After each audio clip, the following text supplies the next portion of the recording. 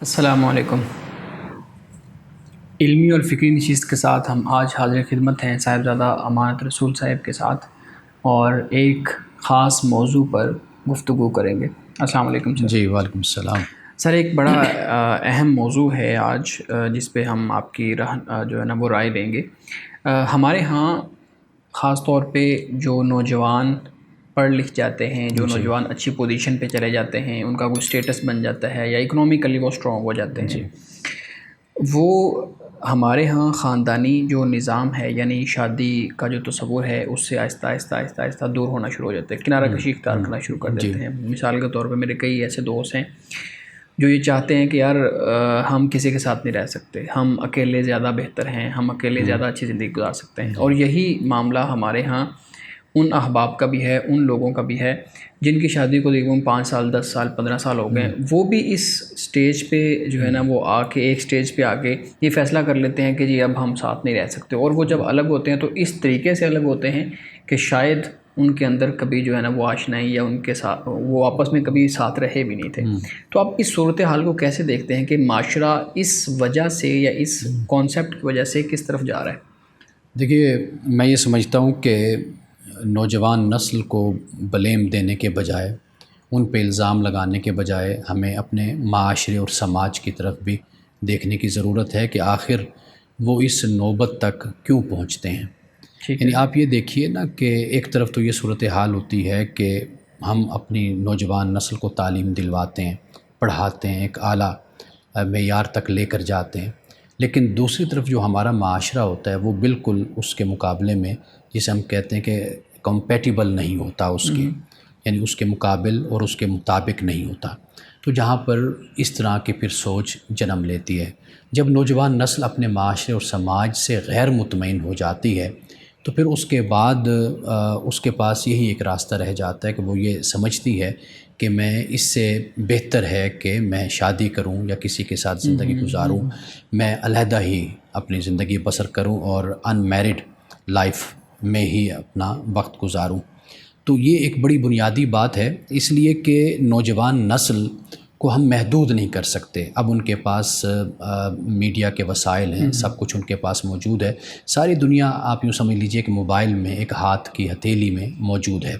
تو وہ ساری دنیا کا مطالعہ کرتے ہیں، دیکھتے ہیں، دنیا کو پڑھتے ہیں، یونیورسٹیز سے وہ تعلیم لے رہے ہیں یا باہر کے تعلیمی اداروں کو بھی دیکھ رہے ہیں، وہاں کے معاشرت کو دیکھ رہے ہیں، وہاں کے سیاسی استحکام کو، معاشی استحکام کو دیکھتے ہیں۔ اس کے علاوہ وہ یہ دیکھتے ہیں کہ لوگوں کو ایک آزادی ہے وہاں پر اپنی زندگی جس طرح چاہیں وہ بسر کرتے ہیں۔ جب وہ اس کمپیریزن میں جب جاتے ہیں اور اپنے معاشرے کو جب دیکھتے ہیں اور دوسرے معاشروں کو دیکھتے ہیں تو میرا خیال ہے کہ یہ ان کی فرسٹریشن کا باعث بنتی ہے۔ اور پھر ہمارے ہاں صورتحال یہ ہے کہ جب ایک بچہ یا بچی تعلیم حاصل کر لیتے ہیں تو میں نے یہ دیکھا ہے کہ ان کے لیے بہترین رشتوں کا بھی انتظام نہیں ہوتا۔ یعنی وہ بچے بچیاں کہ جنہوں نے مناسب تعلیم حاصل کی ہے ان کی تو شادیاں جلدی ہو جاتی ہیں، رشتے بھی ان کو مل جاتے ہیں، لیکن جو بچے بچیاں اعلیٰ تعلیم حاصل کر لیتے ہیں تو ہمارے معاشرے میں یہ بھی ایک بہت بڑا ایشو اور بہت بڑا مسئلہ ہوتا ہے کہ ان کو اپنے لیول کے، آپ کہہ لیجئے جسے ہم کفو کہتے ہیں اپنے اسٹیٹس کے لوگ فقہ کی زبان میں، اس لیول کا، یعنی ایک سٹیٹس ہوتا ہے کہ مال و دولت کے لحاظ سے، ایک ہوتا ہے تعلیم کے لحاظ سے۔ صحیح ہے۔ اچھا، پھر یہ ہے کہ ایسے کیسز بھی سامنے آتے ہیں جن کی طرف آپ نے اشارہ کیا کہ جب شادی ہو گئی تو پھر نوبت طلاق تک پہنچ گئی۔ اس کی وجہ بھی یہی ہوتی ہے کہ پھر وہی فرق جو ہوتا ہے تعلیم کا، سوچ کا، فکر کا اور رویوں کا، وہ پھر اس نتیجے تک پہنچا دیتا ہے کہ پھر وہ طلاق دے دیتے ہیں یا طلاق لے لیتے ہیں۔ لیکن یہاں پہ میرے ذہن میں ایک اور چیز آ رہی ہے۔ جی ہمارے ہاں ایک کانسیپٹ یہ بھی ہے کہ میں کسی کا غلام بن کے نہیں رہ سکتا، یا میں کسی کی غلام بن کے نہیں رہ سکتی، کیونکہ میرا اپنا ایک اسٹیٹس ہے، میرا اپنا ایک لیول ہے۔ ٹھیک ہے، 10 سال ہو گئے ہیں، 15 سال ہو گئے ہمیں ساتھ رہتے ہوئے، لیکن وہ میں کسی کے انڈر ہو کے نہیں رہ سکتی یا نہیں رہ سکتا۔ تو یہ بھی تو ایک ہمارے یہاں کانسیپٹ ہے جس کی وجہ سے معاشرہ جو ہے، دیکھیے، ایک اس کی جو وجہ ہے وہ یہ ہے کہ ہمارے معاشرے میں جو مرد ہے وہ ڈومینیٹ ہونے کی کوشش کرتا ہے۔ صحیح ہے۔ یعنی ایک سیٹ اپ ہی ہمارا جو سماجی ہے، معاشرتی ہے، وہ کچھ اسی طرح کا بنا ہوا ہے۔ اگر ہم عورت کو الزام دیں تو میرا خیال ہے کہ عورت سے زیادہ مرد پر یہ الزام آتا ہے کہ اس نے اپنے گھر اپنی بیوی کے ساتھ کیا رویہ کیا سلوک رکھا. یہ یعنی بنیاد سے ہی معاملہ اس وقت بگڑ جاتا ہے کہ جب گھر میں ماں جو ان سی ہے وہ بیٹے کا زیادہ خیال رکھتی ہے بنسبت بیٹی کے، بالکل، اور کھانے کا چیزوں کا زیادہ خیال کرتی ہے بیٹوں کے لیے، بیٹی کے لیے اس نے خیال نہیں کرتی. یہ جب تفریق گھر سے ہی پیدا ہوتی ہے اور اسی سے ہی معاشرہ پھر پروان چڑھتا ہے. تو میں یہ سمجھتا ہوں کہ اگر ایک وہ صنف وہ یعنی طبقہ کہ جو یہ دیکھتا ہے کہ ہمیشہ ہمیں محرومی کا ہی سامنا کرنا پڑا ہے، وہ ہم معاشرت میں چلے جاتے ہیں، وہ ہم مذہب میں چلے جاتے ہیں. ابھی دیکھیے، ابھی ہم نے اس موضوع پر بھی بات کی کہ بھئی عورتوں کو مسجد میں جانے کی کیوں اجازت بالکل. نہیں ہے، یا تعلیم کی جب ہم بات کرتے ہیں تو آپ دیکھیے کہ جو ڈاکٹر خواتین بچیاں بن جاتی ہیں وہ شادی کے بعد ان میں سے اکثریت جو ہے وہ گھر بٹھا دی جاتی ہے، جاب کی طرف نہیں جاتے. جی جاب کی طرف نہیں جاتی. جب ایسی صورتحال ایک معاشرے میں ہوتی ہے نا، تو وہاں پر پھر خود بخود یہ سوچ پروان چڑھتی ہے کہ جس بنیاد پر یہ کہا جاتا ہے کہ بھئی میں کسی کے زیر اثر رہ کر کسی کے ماتحت میں نہیں رہ سکتی. یوں کہہ لیجئے کہ وہ ایک عمل کا رد عمل بن جاتا ہے کہ معاشرے میں جو ایک سوچ اور رویہ ہے جو محرومی پیدا کرتا ہے، جب عورت طاقت میں آتی ہے، پاور میں آتی ہے، تو پھر وہ اس کا بدلہ لیتی ہے یا اس کا ایک رد عمل سامنے آتا ہے کہ چونکہ اب میں مرد کی محتاج نہیں ہوں تو لہٰذا مجھے اب ضرورت نہیں ہے کہ میں کسی مرد کے ساتھ رہوں. صحیح. لیکن سر ہمارے ہاں ایک ذمہ داریوں کی جو تفریق ہوئی ہے وہ بھی تو ہے نا. کچھ ہمیں مذہبی حوالے سے مرد اور عورت کو ذمہ داریاں جو ہے نا وہ تفویض کی گئی ہیں، کچھ ہمارے سماج نے معاشرت نے یہ ذمہ داریاں ہمیں دی ہوئی ہیں. تو کیا ان ذمہ داری ہمارے ہاں یہ جو آپ نے بات کی نا کہ مرد ڈومینیٹ کرنے کی کوشش کرتا ہے، وہ پاورفل ہونے کی کوشش کرتا ہے، تو ہمارے ہاں تو اس پاور کو یا اس ڈومینیشن کو مذہب یا سماج کے ساتھ بھی اٹیچ کیا جاتا ہے کہ دیکھیں جی مجھے تو مذہب نے یا سماج نے یہ بڑا پن دیا ہوا ہے، مجھے ایک درجہ، وہ ہمارے ہاں اکثر یہ لفظ استعمال ہوتا ہے کہ ایک درجہ اس کو فضیلت حاصل ہے. تو یہ کیا سماج یا مذہب کا بھی اس میں کوئی تعلق ہے یا یہ صرف بنی بنائی باتیں ہیں؟ دیکھیے، مذہب تو میں سمجھتا ہوں کہ بہت ہی مظلوم ہے، اس لیے کہ انسانی تاریخ کا اگر آپ مطالعہ کریں، مذہب کو تو ہمیشہ اپنے مفاد کے لیے بادشاہوں نے، سلاطین نے اور مذہبی طبقے نے، سیاسی طبقے نے، سب نے مذہب کو اپنے مفاد کے لیے استعمال کیا ہے. تو مذہب کی یہ جو تعلیم وجود میں آتی ہے، یہ خاص نقطہ نظر سے مفادات کے تحت اس کا خاص پس منظر ہوتا ہے. اس پہ ہم کسی وقت پھر تفصیل سے بات بھی کر سکتے ہیں. لیکن ایک بات یاد رکھیے کہ جب آپ مذہب کے ڈائریکٹ سورس سے رابطہ کرتے ہیں نا، تعلق رکھتے ہیں، تو پھر وہاں پر آپ کو اس طرح کی کوئی بات نظر نہیں آتی. صحیح ہے. یعنی مثال کے طور پر اگر ہم قرآن مجید کو پڑھتے ہیں اور رسول اللہ صلی اللہ علیہ وسلم کی ہم سنت کو دیکھتے ہیں تو ہمیں ایسی کوئی بات وہاں پر نظر نہیں آتی. اللہ سبحانہ و تعالیٰ نے یعنی دنیا اور آخرت میں کامیابی ہے وہ ایمان اور عمل صالح کے ساتھ اس کو وابستہ کیا ہے. اور قرآن پاک ہم دیکھتے ہیں تو ان اکرمکم عند اللہ اتقاکم کی ہمیں تعلیم ملتی ہے کہ تم میں سے زیادہ عزت والا اللہ کے نزدیک وہ جو زیادہ متقی پرہیزگار ہے.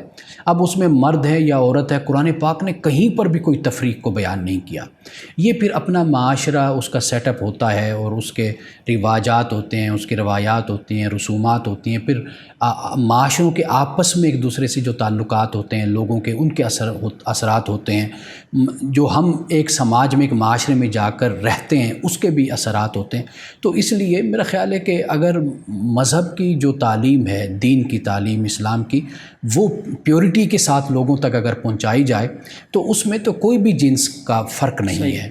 ہاں یہ ہے کہ اپنا اپنا ایک فنکشن ہے، اپنا اپنا ایک استعمال ہے اور اپنی اپنی ذمہ داری ہیں کہ ان میں رہ کر ان ذمہ داریوں کو ادا کیا جاتا ہے. اور وہ فطرتی اور قدرتی طور پر وہی ذمہ داریاں ہیں جنہیں دین نے بیان کر دیا کہ عورت وہ ادا کرتی ہے اس وظیفے کو اور مرد اپنے وظیفے کو ادا کرتا ہے، جو بالکل قدرت اور فطرت کے عین مطابق ہے. بالکل ٹھیک ہے سر. میں واپس اپنے پہلے سوال پہ آتا ہوں. اس کا ایک پورشن جو ہے نا وہ میرے ذہن میں آ رہا ہے.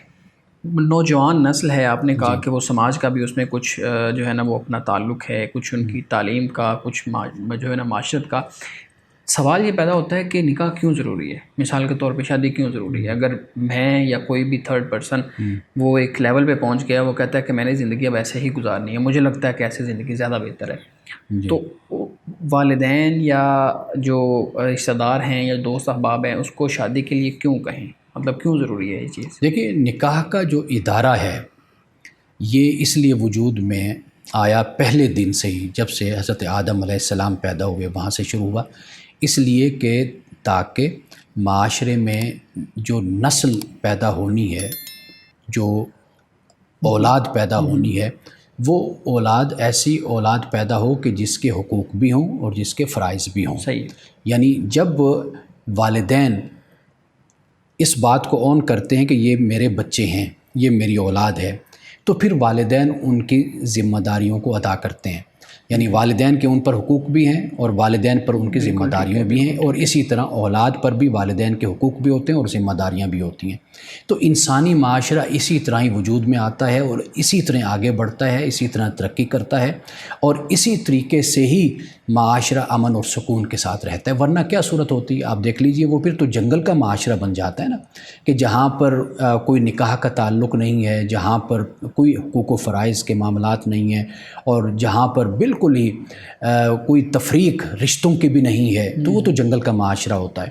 تو انسانی معاشرہ، اس کے لیے یہ ضروری ہے کہ بھئی نکاح کا بندھن ہو، اس لیے کہ انسان کی جو ایک قدرتی اور فطری جو ایک نیسیسٹی ہے، ایک ضرورت ہے، ایک ارج ہے، وہ بھی پوری ہو، اور اس کے ساتھ ساتھ جو اس نتیجے میں اولاد وجود میں آئے، پیدا ہو، اس اولاد کے بھی حقوق اور فرائض ہوں، اور اس طرح معاشرہ آگے کی طرف بڑھے۔ صحیح۔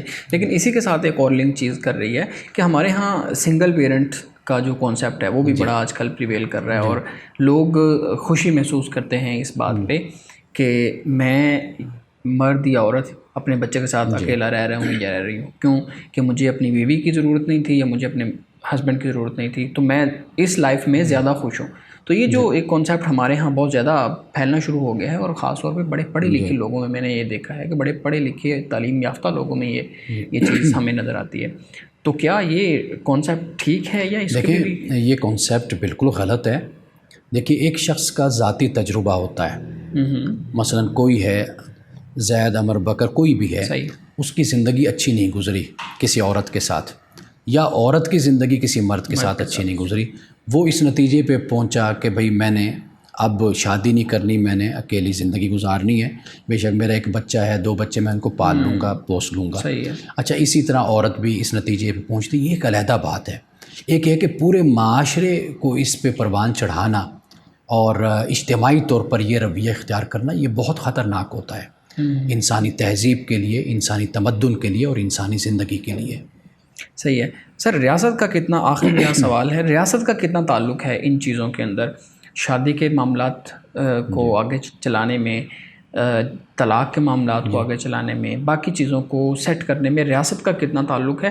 اور خاص طور پہ ایک اور چیز ساتھ میں لنک کرتا جاؤں، دوسرے ممالک سے ہمیں، جو خاص طور پہ جہاں پہ مسلمانوں کی تعداد بہت زیادہ ہے، ان ممالک سے ہمیں ریاست کا کتنا تعلق ملتا ہے ان لوگوں کے معاملات کے اندر؟ دیکھیے، ہمارے پاس کانسٹیٹیوشن ہے، آئین ہے 1973 کا، اس نے ان سب معاملات کو طے کیا ہے۔ ٹھیک ہے، یعنی ایک طرف تو ہم سیاسی معاملات کو دیکھتے ہیں، حکومتی معاملات کو دیکھتے ہیں، اور دوسری طرف معاشرتی اور سماجی معاملات کو دیکھتے ہیں۔ تو بنیاد صرف ایک بات ہے، وہ یہ ہے کہ لا ضرر ولا ضرار، صحیح، کہ نہ نقصان پہنچاؤ نہ نقصان اٹھاؤ۔ ٹھیک ہے۔ ریاست ہمیشہ وہاں پر اپنا کردار ادا کرتی ہے جہاں پر شہریوں کے جو مفادات ہیں ان کو نقصان پہنچتا ہے، ان کی جان، ان کی مال، ان کی عزت، ان کی آبرو جب یہاں تک نوبت پہنچتی ہے، جب کسی شہری کو نقصان پہنچتا ہے، تو وہاں پر ریاست اپنا کردار ادا کرتی ہے۔ صحیح۔ باقی جو معاملات ہیں وہ انسان کی اپنی ذاتی زندگی سے متعلق ہیں، کہ وہ کیسا لباس پہنتا ہے، وہ کہاں کا سفر کرتا ہے، وہ کون سی تعلیم حاصل کرتا ہے، کون سی زبان سیکھتا ہے، اس کی نقل و حرکت کیا ہے، یہ اس کا معاملہ ہے۔ صحیح ہے۔ اور وہ مذہب بھی اس کے ساتھ تعلق رکھتا ہے۔ لیکن ریاست کا کردار صرف وہیں پر ہوتا ہے جہاں پر یہ دیکھا جاتا ہے کہ یہ شخص فلاں کو نقصان پہنچا رہا ہے، اس لیے عدالتیں وجود میں آتی ہیں، اسی لیے پولیس وجود میں آتی ہے، اسی لیے دیگر ادارے وجود میں آتے ہیں، کہ تاکہ کوئی شخص بھی کسی کے حقوق کو پامال نہ کر سکے، کسی کے حقوق کو غصب نہ کر سکے۔ یہ ہے ریاست کا دائرہ کار۔ اور پھر ایک صورت یہ سامنے آتی ہے کہ ایک شخص، ایک شہری خود اپنا نقصان لے کر، اپنا مقدمہ لے کر جاتا ہے، ریاست کے تو وہاں پر پھر ریاست کا کردار ہوتا ہے کہ وہ اس کو پوری طریقے سے انصاف دلائے اور اس کے ساتھ عدل کا معاملہ ہو۔ صحیح۔ دوسرے ممالک میں جب ہم دیکھتے ہیں، خاص طور پہ ترکی کی اگر میں آپ کے سامنے ایک چیز رکھوں، تو وہاں پہ ان چیزوں کو زیادہ تر ریاست دیکھتی ہے، طلاق کے معاملات ہیں، نکاح کے معاملات ہیں۔ آپ نے بتایا کہ ہمارے ڈیسائیڈڈ ہیں کانسٹیٹیوشن میں، بالکل، لیکن ہمیں امپلیمنٹیشن اس کی بہت کم نظر آتی ہے۔ مثال کے طور پہ آپ کے سامنے مثال رکھوں، اب جو طلاق کا معاملہ ہے وہ کانسٹیٹیوشن کے سامنے رکھ کے ڈیل کرنے کی بجائے اس کو محلے کے قاری صاحب کے پاس جا کے ڈیل کرنا زیادہ مناسب سمجھا جاتا ہے، یا گھر کے اندر اس کو ڈیل کرنا زیادہ مناسب سمجھا جاتا ہے، حالانکہ یہ ریاست کا ایک ریاست نے اس کے اوپر قانون بنایا ہوا ہے، ریاست کا ادارہ ہے پورا، اس کو ڈیل کر رہا ہے۔ تو یہ ہمارے ہاں یہ چیزیں کیوں ہیں پھر؟ کیا واقعی قاری صاحب کو یا اس طرح ہمارے ہاں دارالفتاء جو سینٹر بنے ہوتے ہیں ان کو ڈیل کرنا چاہیے، یہ ریاست کا کام ہے یہ والا؟ دیکھیے، یہ کام جب ریاست نے ایک ادارہ بنا دیا، جیسے ہمارے یہاں یونین کونسل ہے، صحیح ہے، اور ہمارے یہاں مجسٹریٹ ہیں یا ایسے دوسرے پورا اسٹرکچر بنا ہوا ہے، پورا موجود ہے جو ان معاملات کو حل کرتا ہے، اور لوگوں میں جسے ہم کہتے ہیں کہ میاں بیوی میں ثالثی کا کردار بھی، یہ پورا کچھ موجود ہے، بالکل موجود ہے۔ یعنی اگر آپ دیکھیں آئلی قوانین کو، جو ہمارے ہاں فیملی لاز ابھی تک جاری ہیں، اور اس کے مطابق طلاقیں بھی واقع ہوتی ہیں، لوگ جاتے ہیں اور ادھر اپلائی کرتے ہیں، تو پھر وہ جو ایک لیٹر ہے وہ عورت کو بھیجا جاتا ہے، پھر وہ اس پہ سائن کر کے بھیجتی ہے۔ تو کہنے کا مطلب ہے کہ یہ سب کچھ ہے، اس کے لیے ضرورت یہ ہے کہ لوگوں کو شعور دیا جائے، لوگوں کو سمجھ دی جائے، انہیں بتایا جائے کہ یہ ادارہ ہے، اگر اس طرح کا کوئی مسئلہ آپ کے ہاں پیدا ہوتا ہے تو آپ ان سے رابطہ کر سکتے ہیں اور جا کر وہاں پر طلاق کے لیے اپلائی کر سکتے ہیں۔ دنیا میں اسی طرح ہوتا ہے، یعنی اسلامی دنیا کیا، یعنی یورپ میں بھی اسی طرح ہوتا ہے، ہر ملک میں ایسا ہوتا ہے، لیکن بدقسمتی یہ ہے کہ ہمارے ہاں لوگوں کو اس حوالے سے شعور نہیں دیا گیا۔ قوانین ہمارے ہاں بہت اچھے بنائے گئے، لیکن ان قوانین کی امپلیمنٹیشن ہمارے ہاں نہیں ہے، لوگوں کو معلوم ہی نہیں ہے۔ مثال کے طور پر اگر ایک محلے میں کسی شخص نے اپنی بیوی کو طلاق دے دی، اس کو نہیں معلوم کہ میں نے یونین کونسل کے پاس جانا ہے، کون سا ادارہ ہے کہ وہاں جا کر میں نے یہ اپلائی کرنا ہے، میں نے بات کرنی ہے۔ وہ گھر بیٹھے بیوی کو طلاق دے دے گا، اس کے بعد وہ اب پریشان ہو کے پھرتا رہے گا، کبھی فقہ حنفی والوں کے پاس جائے گا، کبھی سلفی اور اہل حدیث طبقے کے پاس جائے گا، عالم کے پاس، کہ کیا میں اس پر کیا میرا طریقہ ہونا چاہیے، جبکہ یہ 1962 یا 1961 غالباً یہ آئلی قوانین اس وقت سے یہ بنائے گئے، اور یہ نکاح فارم بھی اسی بنیاد پر ہی سارا بنایا گیا۔ ان باتوں میں دیکھیے اختلاف ہو سکتا ہے، ممکن ہے کہ نکاح فارم ہے اور اسی طرح کوئی اور چیز ہے تو میں یہ اس میں اپنی کوئی رائے دوں، کہوں کہ بھئی یہ بات درست نہیں۔ مثال کے طور پر میں آپ کو یہ بتا رہا تھا کہ یہ جو یونین کونسل ہے، اس میں وہ ہر مہینے یا دوسرے مہینے غالباً وہ ایک طلاق بھیجتے ہیں عورت کو، اور وہ سائن کر کے بھیجتے ہیں، حالانکہ 3 کی ضرورت ہی نہیں ہے۔ جب ایک دفعہ لیٹر بھیج دیا کہ عورت نے سائن کر، طلاق واقع ہو گئی۔ جب ایک طلاق واقع ہوگی، اب عورت آزاد ہے عدت کے بعد، یا عدت کے دوران وہ رجوع کر لے گا، یا عدت کے بعد وہ آزاد ہے، جہاں چاہے نکاح کر لے۔ اچھا، پھر یہ ہے کہ وہ واپس اسی مرد کے پاس آنا چاہتی ہے، پھر اسی کے پاس بھی آ سکتی ہے، یعنی اس میں بھی اس کو نکاح کرنے کی کسی اور کے ساتھ ضرورت نہیں ہے۔ اچھا، لیکن ہوتا کیا ہے کہ 3 طلاقیں پکی دلوائی جاتی ہیں، تو اس کے بجائے وہ جو ایک طلاق سے ہی علیحدگی ہو جاتی ہے، جدائی ہو جاتی ہے، تو پھر باقی 2 طلاقوں کی ضرورت کیا ہے؟ تو 3 طلاقیں جب واقع کروا دیتے ہیں وہ 3 ماہ کے بعد، تو واضح بات ہے کہ پھر وہ نوبت یہ آ جاتی ہے کہ اب مرد کا جو حق رجوع ہوتا ہے وہ ختم ہو جاتا ہے۔ اب وہ کیا کرے گا؟ وہ عورت پھر کسی جگہ پر نکاح کرتی، اتفاقاً وہاں پر اس کو طلاق ہو جاتی ہے، تو پھر وہ پہلے مرد کے پاس آ سکتی ہے۔ تو گویا کہ یہاں پر اختلاف موجود ہے، یعنی کہ میں یہ سمجھتا ہوں کہ اس کو اس طریقے سے رکھا جائے اور یہ طریقہ اختیار کیا جائے۔ اچھا، آخری بات وہ یہ کہ نکاح فارم جس طرح ہے اسی طرح طلاق نامہ بھی بنایا جا سکتا ہے۔ صحیح ہے، یعنی قرآن پاک نے جو طریقہ بیان کیا ہے کہ آپ طلاق دیتے ہیں، لیکن اس سے پہلے ثالثی اختیار کی جاتے، فبعثوا حکما من اہلیہ وحکما من اہلہ وحکما من اہلیہا یریدا اصلاحا یوفق اللہ بینہما۔ تو یہ قرآن پاک نے بیان کیا۔ مطلب یہ کہ قرآن بھی اس صورت کو بیان کرتا ہے جب اختلاف کی نوبت آ جائے تو آخری حد تک ایک دوسرے کو سمجھانے کی کوشش کی جائے، ورنہ پھر اس کے بعد ثالثیوں کے پاس چلا جاتا ہے یہ کیس، تو پھر وہ اس مسئلے کو کوشش ان کی بھی یہی ہوتی ہے کہ ان دونوں میں صلح کرا دی جائے۔